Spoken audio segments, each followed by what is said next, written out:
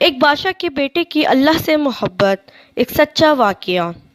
ایک بادشاہ کے بیٹے کا اللہ تعالیٰ کی محبت میں عیش و عشرت کو قربان کر دینے کا واقعہ۔ خلیفہ ہارون رشید کا ایک لڑکا 16 برس کے سن میں تھا۔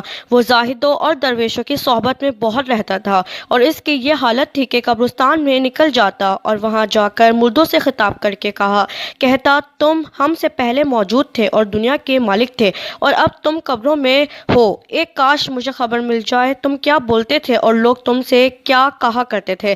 غرض یہ کہ اس قسم کے کلمات حسرت آمیز کہتا اور پھر پھوٹ پھوٹ کر روتا۔ ایک دن کا قصہ ہے کہ یہ لڑکا اپنے باپ ہارون رشید کے پاس آیا اور اس وقت امراء اور وزراء اور ارکان دولت سب اپنے اپنے قرینے سے بیٹھے ہوئے تھے، اور آیا بھی اس حالت میں کہ ایک کمبل اوڑھے اور ایک کمبلی کا تہہ بند کیے ہوئے۔